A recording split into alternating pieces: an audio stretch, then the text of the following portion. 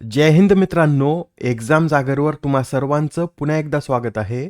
मित्रांनो, आजच्या चालू घडामोडीच्या सत्रात आपण नुकत्याच घडलेल्या घटनांवर आधारित एमसीक्यूची प्रॅक्टिस करणार आहोत. यातील एक एक प्रश्न अत्यंत महत्त्वाचा आहे. त्यासाठी व्हिडिओ शेवटपर्यंत पहा व आपल्या मित्रांसोबत सुद्धा शेअर करा, जेणेकरून येणाऱ्या एक्झाममध्ये त्यांना सुद्धा याचा फायदा होईल. चला तर आपण आजच्या सत्राला सुरुवात करूया. पहिला प्रश्न पहा. Global commitment to development index 2025 मध्ये आपला भारत कितव्या स्थानी आहे? या प्रश्नाचं उत्तर आहे पर्याय क्रमांक 1. म्हणजेच या global commitment to development index 2025 मध्ये 40 देशांच्या यादीत आपला भारत 36व्या स्थानावर आहे. मित्रांनो, 2024 मध्ये भारत याच रँकिंगमध्ये 38व्या क्रमांकावर होता व यंदा भारत 36व्या स्थानावर आला आहे. या इंडेक्समध्ये 8 पॉलिसी घटकांद्वारे यंदा 40 देशांचा अभ्यास करण्यात आला. ते 8 पॉलिसी घटक कोणते? तर विकास वित्त, गुंतवणुकीवरील विनिमय धोरणे, स्थलांतर, व्यापार, पर्यावरण, आरोग्य, सुरक्षा आणि तंत्रज्ञान या 8 पॉलिसी घटकांचा अभ्यास करून हा इंडेक्स तयार केला जातो. या 8 पॉलिसी घटकांमध्ये भारताने पर्यावरण या घटकात सर्वोत्तम कामगिरी केली आहे व फक्त पर्यावरण या घटकात आपला भारत 8व्या क्रमांकावर आहे. बरं, या इंडेक्समध्ये पहिल्या 5 स्थानावर कोणते देश आहेत? तर यात पहिल्या क्रमांकावर स्वीडन, दुसऱ्यावर जर्मनी, तिसऱ्यावर नॉर्वे, चौथ्यावर फिनलँड, तर 5व्या क्रमांकावर युनायटेड किंगडम हा देश आहे. आणि हा अहवाल कोणाद्वारे प्रकाशित केला जातो असं जर विचारलं तर हा अहवाल लंडनमधील सेंटर फॉर ग्लोबल डेव्हलपमेंटद्वारे 2003 पासून प्रकाशित केला जात आहे. मित्रांनो, याआधी जे इंडेक्स प्रकाशित करण्यात आले आहेत ते सुद्धा आपण एकदा रिवाईज करून घेऊया. ग्लोबल हंगर इंडेक्स 2025 मध्ये आपला भारत 102व्या क्रमांकावर आहे. जागतिक हवामान जोखीम निर्देशांकात 15व्या, जागतिक हवामान बदल कामगिरी निर्देशांक 2026 मध्ये 23व्या, आर्थिक स्वातंत्र्य निर्देशांकात 128व्या, ग्लोबल डिजिटल नोमॅड रिपोर्ट व ग्लोबल इनोव्हेशन इंडेक्समध्ये 38व्या, वर्ल्ड टॅलेंट रँकिंगमध्ये 63व्या, एनर्जी ट्रान्झिशन इंडेक्समध्ये 71व्या, ग्लोबल जेंडर गॅप रिपोर्ट 131, मानव विकास निर्देशांक 130, तर जागतिक प्रेस फ्रीडम इंडेक्समध्ये आपला भारत 151व्या क्रमांकावर आहे. आता हा प्रश्न पहा. 2025च्या आंतरराष्ट्रीय एम्मी पुरस्कारात सर्वोत्कृष्ट अभिनेत्याचा पुरस्कार कोणी पटकावला? तर यंदाच्या या आंतरराष्ट्रीय एम्मी पुरस्कारामध्ये ओरिओल प्ला यांनी सर्वोत्कृष्ट अभिनेत्याचा पुरस्कार पटकावला आहे. ही या आंतरराष्ट्रीय एम्मी पुरस्काराची 53वी आवृत्ती होती व भारताला यात सर्वोत्कृष्ट टीव्ही चित्रपट आणि सर्वोत्कृष्ट अभिनेता या 2 श्रेणीमध्ये नामांकन मिळाले होते, पण यापैकी एकातही आपण पुरस्कार पटकावू शकलेलो नाहीत. येथे हे लक्षात ठेवा, सर्वोत्कृष्ट अभिनेता या श्रेणीत दिलजीत सोंजा यांना नामांकन मिळालं होतं, पण त्यांना मागे टाकत ओरिओल प्ला यांनी हा पुरस्कार पटकावला आहे.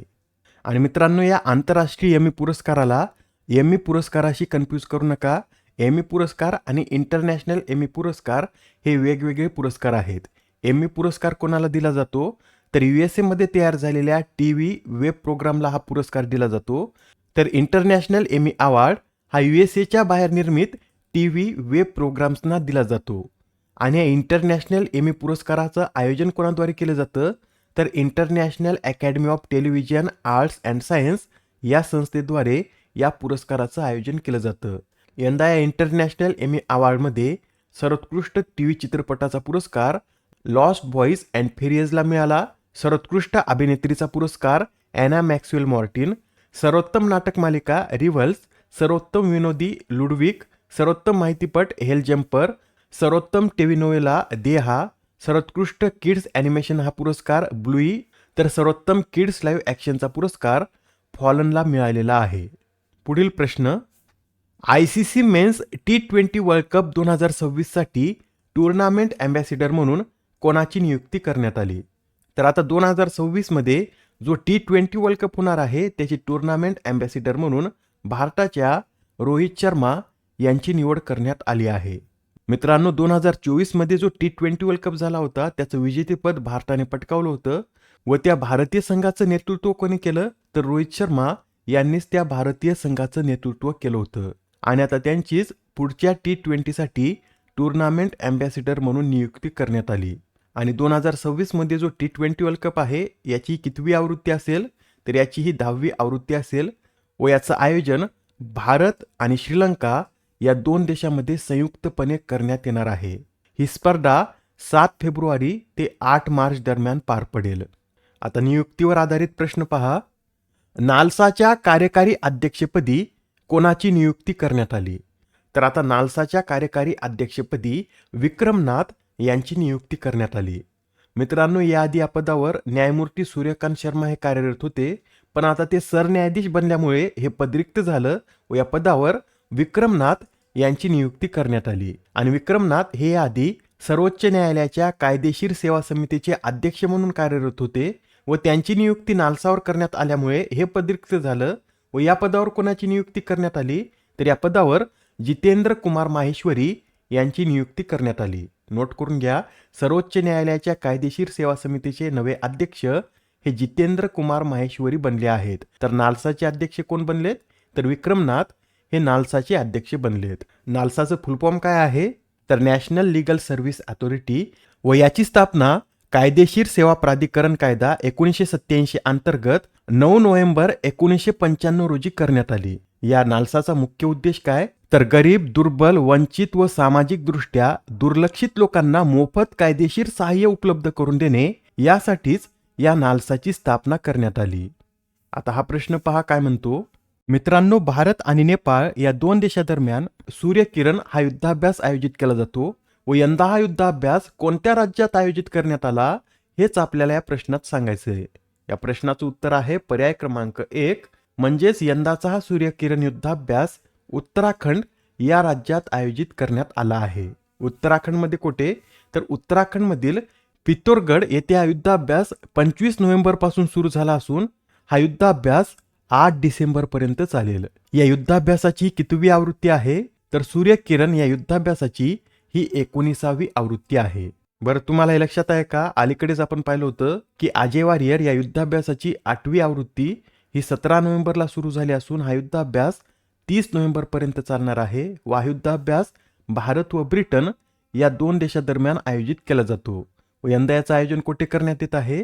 तर राजस्थान राज्यात याचं आयोजन करण्यात येत आहे. गरुड हा युद्धाभ्यास भारत व फ्रान्स या दोन देशांदरम्यान आयोजित केला जातो. विनबेक्स भारत व्हिएतनाम, मित्रशक्ती भारत श्रीलंका, जिमेक्स Bharat Japan, Samudrashakti Bharat Indonesia, AustraHind Bharat Australia, Konkan Bharat Britain, Maitree युद्धाभ्यास भारत थायलंड, युद्धाभ्यास भारत अमेरिका, स्लिनेक्स हा युद्धाभ्यास भारत व श्रीलंका या दोन देशांदरम्यान आयोजित केला जातो. Next question.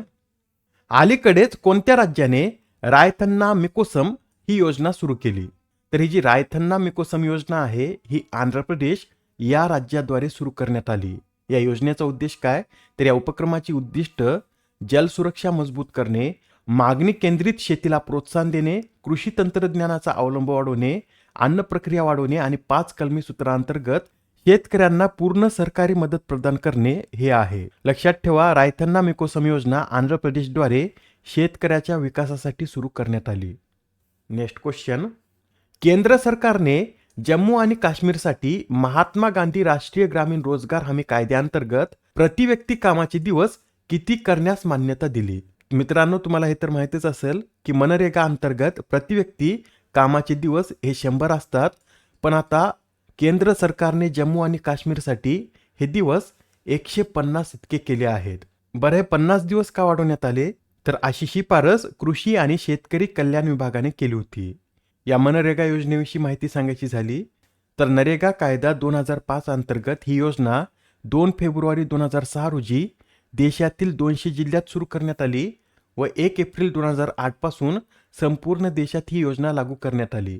2 ऑक्टोबर 2009 मध्ये याच्या नावात बदल करून याला महात्मा गांधी राष्ट्रीय ग्रामीण रोजगार योजना म्हणजेच मनरेगा असं नाव देण्यात आलं. या योजनेअंतर्गत 100 दिवसांचा मजुरी रोजगार पुरवण्याची हमी देण्यात येते व यात कामाची निवड कोणाद्वारे केली जाते? तर या योजनेत कामाची निवड ग्रामसभेमार्फत केली जाते. पुढील प्रश्न. सहकार डिजीपे आणि सहकार डिजी लोन हे मोबाईल ॲप्लिकेशन कोणी लॉन्च केले? तर हे जे दोन्ही ॲप्लिकेशन आहेत हे सहकार मंत्री अमित शहा यांच्या हस्ते लॉन्च करण्यात आले. या दोन्ही मोबाईल ॲप्लिकेशनचा उद्देश काय? तर सहकारी बँकेचे आधुनिकीकरण करण्याच्या उद्देशाने हे नवीन 2 मोबाईल ॲप्लिकेशन सुरू करण्यात आले आहेत. आजच्या सत्रामधील शेवटचा प्रश्न पहा. मित्रांनो, दरवर्षी भारतात 26 नोव्हेंबर हा दिवस संविधान दिवस म्हणून साजरा केला जातो.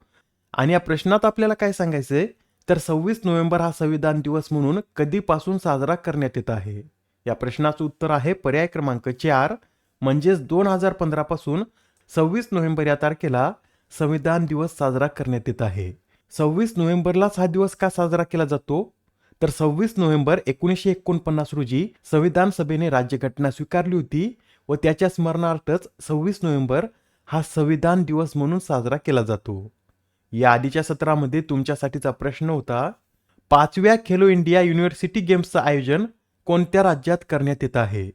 या प्रश्नाचं उत्तर आहे पर्याय क्रमांक 2, म्हणजेच राजस्थान या राज्यात याचं आयोजन करण्यात आलं असून या स्पर्धा 24 नोव्हेंबर ते 5 डिसेंबर पर्यंत राजस्थानमधील 7 शहरात चालतील. आणि ते 7 शहर कोणते, तर जयपूर, अजमेर, उदयपूर, जोधपूर, बिकानेर, कोटा व भरतपूर या 7 शहरांमध्ये ही स्पर्धा चालणार आहे. आजच्या सत्रामधील तुमच्यासाठीचा प्रश्न पहा. नुकत्याच पार पडलेल्या डेव्हिस चषकचं विजेतेपद कोणी पटकावले. आता या प्रश्नाचं उत्तर कमेंटमध्ये देण्याचा प्रयत्न करा. उत्तर चुकलं तरी काय हरकत नाही, कारण ज्यावेळेस तुम्हाला या प्रश्नाचं योग्य उत्तर माहित होतं त्यावेळेस हा प्रश्न तुमच्या दीर्घकाळापर्यंत लक्षात राहतो. तर आता पुढच्या सत्रात पुन्हा भेटूया. धन्यवाद.